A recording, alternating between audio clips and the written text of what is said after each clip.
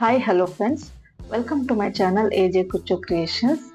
ಇವತ್ತಿನ ಕುಚ್ಚು ಡಿಸೈನ್ಗೆ ನಾನಲ್ಲಿ 6 ಎಳೆ ದಾರನ ಗಂಟು ಹಾಕೊಂಡಿದ್ದೀನಿ. ಹಾಗೆ 10 ನಂಬರ್ ಕ್ರೋಶಾ ನೀಡಲ್ನ ತಗೊಂಡಿದ್ದೀನಿ. 7 ಎಳೆ ದಾರ ತಗೊಂಡ್ರು ಕೂಡ ಇನ್ನೂ ಚೆನ್ನಾಗಿ ಬರುತ್ತೆ ಡಿಸೈನ್. ಸೊ ಈಗ ಸ್ಟಾರ್ಟಿಂಗಲ್ಲಿ ನಾಟ್ ಬ್ಯಾಕ್ ಸೈಡ್ ಬರೋ ರೀತಿ ಇಟ್ಕೊಂಡು ಬಟ್ಟೆಗೆ ಲಾಕ್ ಮಾಡ್ಕೊಳ್ತಾ ಇದ್ದೀನಿ. ಅದಾದ ನಂತರ ಇನ್ನೊಂದ್ಸಲ ಲಾಕ್, 2 ಸಲ ಬಟ್ಟೆಗೆ ಲಾಕ್ ಮಾಡ್ಕೊಳ್ಬೇಕು. ಅದಾದ ನಂತರ ಟೂ ಚೈನ್ ಹಾಕಿ ಸೂಜಿ ಮೇಲೆ ದಾರ ಸುತ್ಕೊಳ್ಬೇಕು.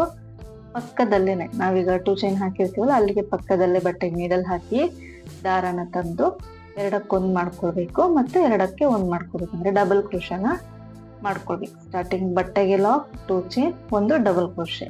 ಅದಾದ ನಂತರ ಮತ್ತೆ 2 ಚೈನ್ ಹಾಕೋಬೇಕು. 2 ಚೈನ್ ಹಾಕಿ ಸೂಜಿ ಮೇಲೆ ಒಂದ್ಸಲ ದಾರನ ಸುತ್ಕೋಬೇಕು.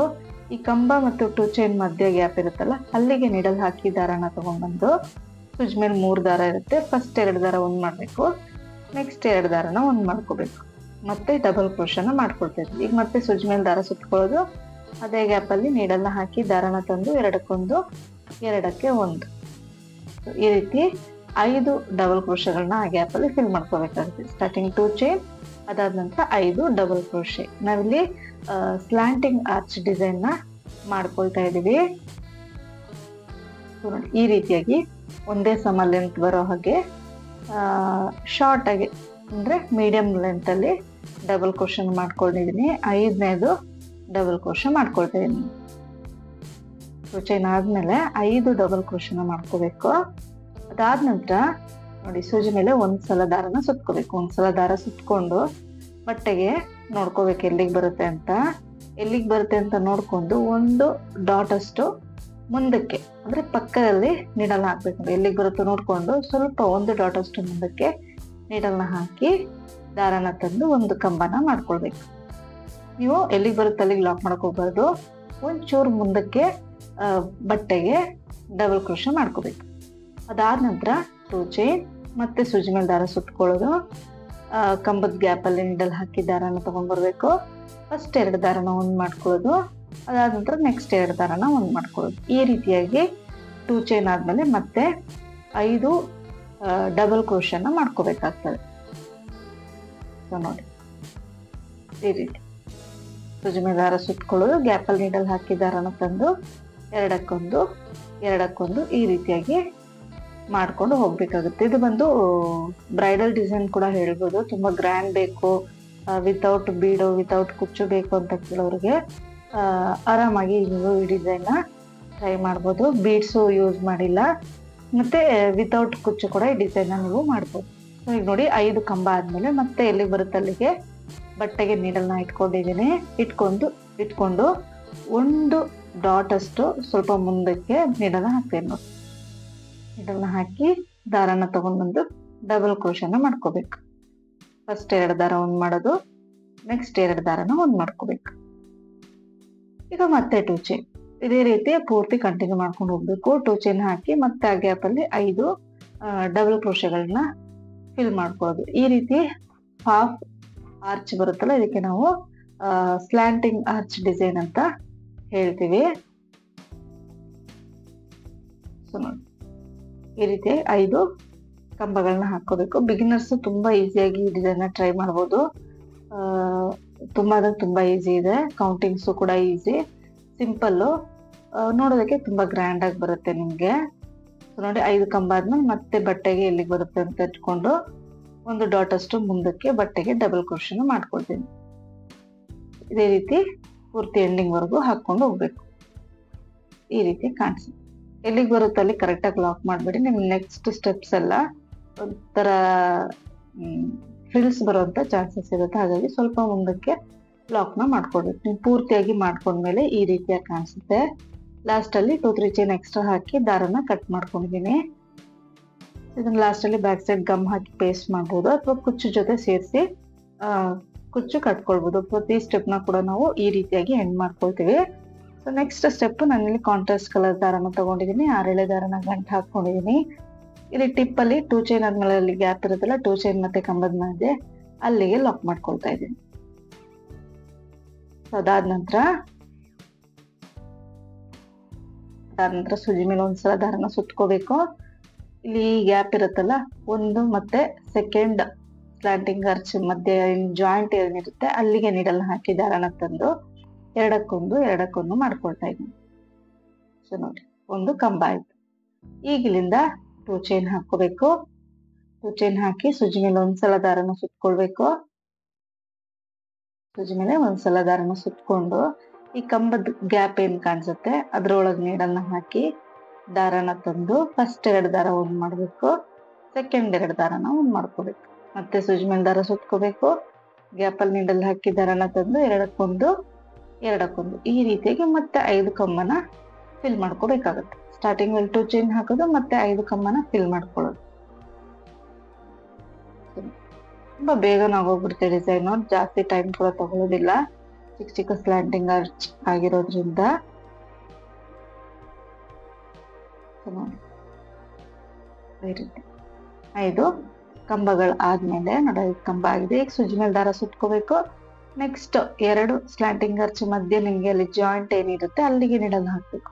ನೀಡಲ್ನ ಹಾಕಿ ದಾರನ ತಂದು ಎರಡಕ್ಕೊಂದು ಮಾಡೋದು. ಈಗ ಮತ್ತೆ 2 ಚೈನ್, ಈಗ 2 ಚೈನ್ ಸೂಜಿ ಮೇಲೆ ದಾರ ಸುತ್ಕೋಬೇಕು, ಗ್ಯಾಪ್ ಅಲ್ಲಿ ನೀಡಲ್ ಹಾಕಿ ದಾರನ ತಂದು ಎರಡಕ್ಕೊಂದು ಅಲ್ಲಿಗೆ ಕಂಬ ಆಯ್ತು. ಈ ರೀತಿಯಾಗಿ 5 ಕಂಬಗಳನ್ನ ಈ ಗ್ಯಾಪ್ ಅಲ್ಲಿ ಫಿಲ್ ಮಾಡ್ಕೊಳ್ಬೇಕಾಗುತ್ತೆ. ನೀವು ಬರೀ ಫಸ್ಟ್ ಸ್ಟೆಪ್ ಏನ್ ಬೇಸ್ ಲೈನ್ ಹಾಕಿದೀವಿ ಅಷ್ಟೇ ಮಾಡಿ ಅದ್ರ ಮೇಲೆಗೆ ಆರ್ಚ್ಗಳನ್ನ ಕೂಡ ಕಂಟಿನ್ಯೂ ಮಾಡ್ಕೊಂಡು ಹೋಗ್ಬೋದು. ಸ್ವಲ್ಪ ಮಾಡೋದಕ್ಕೆ ಗೊತ್ತಿರೋರಾಗಿದ್ರೆ ಇಷ್ಟು ಫಸ್ಟ್ ಸ್ಟೆಪ್ ಮಾಡಿ ಅದಕ್ಕೆ ಬೇಸ್ ಲೈನ್ ಹಾಕೊಂಡು ನೀವು ನೆಕ್ಸ್ಟ್ ಸ್ಟೆಪ್ ಆರ್ಚ್ಗಳನ್ನ ಬಿಗ್ ಆರ್ಚ್ಗಳನ್ನ ಕೂಡ ನೀವು ಟ್ರೈ ಮಾಡ್ಬೋದು. ಸೆಕೆಂಡ್ ಸ್ಟೆಪ್ ಮಾಡಿ ಅಷ್ಟಕ್ಕೆ ಕೂಡ ನೀವು ಕುಚ್ಚು ಕಟ್ಕೊಳ್ಬೋದು. ಸೊ ನಾನು ಇಲ್ಲಿ ಇದಾದ್ಮೇಲೆ 3rd ಸ್ಟೆಪ್ ಇನ್ನೊಂದು ತೋರಿಸ್ಕೊಡ್ತಾ ಇದ್ದೀನಿ. ಈಗ ನೋಡಿ 5th ಡಬಲ್ ಕ್ರೋಶೆ ಮಾಡ್ಕೊಳ್ತಾ ಇದ್ದೀನಿ. ಡಬಲ್ ಕ್ರೋಶೆ ಆದ್ಮೇಲೆ ಮತ್ತೆ ಸೂಜಿ ಮೇಲೆ ದಾರ ಸುತ್ಕೊಂಡು ನೆಕ್ಸ್ಟ್ 2 ಸ್ಲಾಂಟಿಂಗ್ ಅರ್ಚ್ ಮಧ್ಯೆ ಏನಿದೆ ಅಲ್ಲಿಗೆ ನೀಡಲ್ ಹಾಕಿ ದಾರನ ತಂದು ಡಬಲ್ ಕ್ರೋಶೆನ ಮಾಡ್ಕೊಳ್ಳಿ. ಈ ರೀತಿಯಾಗಿ ಪೂರ್ತಿಯಾಗಿ ಹಾಕೊಂಡು ಹೋಗ್ಬೇಕಾಗುತ್ತೆ. ಈ ರೀತಿ ಕಾಣಿಸ್ತದೆ.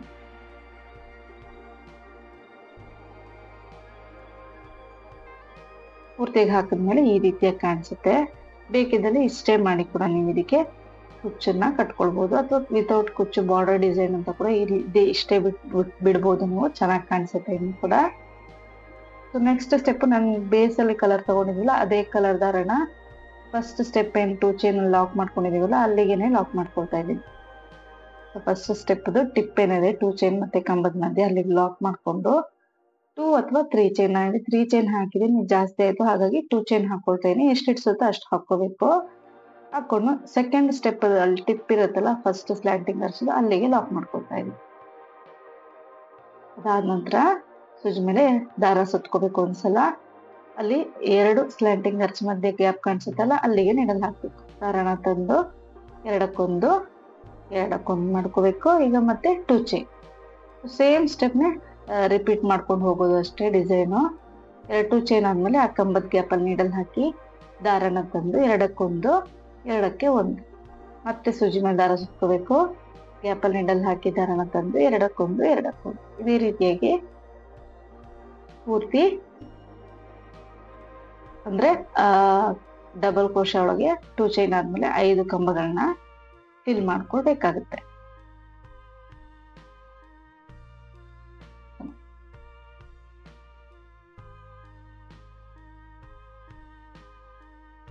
ಈಗ 5 ಕಂಬ ಆದ್ಮೇಲೆ ಸೂಜಿ ಮೇಲೆ ಒಂದ್ಸಲ ದಾರ ಸುತ್ಕೋಬೇಕು.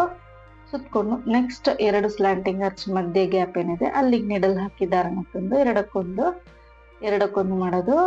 ಅದಾದ ನಂತರ 2 ಚೈನ್ ಮತ್ತೆ ಆ ಕಂಬದೊಳಗೆ 5 ಡಬಲ್ ಕ್ರೋಶನ ಫಿಲ್ ಮಾಡ್ಕೊಳ್ಬೇಕಾಗುತ್ತೆ. ತುಂಬಾ ಈಸಿ ಇದೆ. ನಾನು ಆಗ್ಲೇ ಹೇಳ್ದಾಗೆ ನೀವು ಖಂಡಿತವಾಗ್ಲೂ ಈ ಡಿಸೈನ್ ಟ್ರೈ ಮಾಡ್ಬೇಕು. ಮತ್ತೆ ಟ್ರೈ ಮಾಡಿ ಹೇಗೆ ಬಂತು ಅಂತ ತಪ್ಪದಲ್ಲೇ ಕಮೆಂಟ್ ಮಾಡಿ ತಿಳಿಸಿ. ಸೊ ನೋಡಿ, ಈ ರೀತಿಯಾಗಿ 5ನೇ ಡಬಲ್ ಕ್ರೋಶ ಹಾಕೊಳ್ತಾ ಇದ್ದೀನಿ. 5ನೇ ಡಬಲ್ ಕ್ರೋಶ ಹಾಕೊಳ್ತಾ ಇದ್ದೀನಿ ನೋಡಿ. ಹಾಕೊಂಡು ಮತ್ತೆ ಸೂಜಿ ಮೇಲೆ ಒಂದ್ಸಲ ದಾರ ಸುತ್ಕೋಬೇಕು.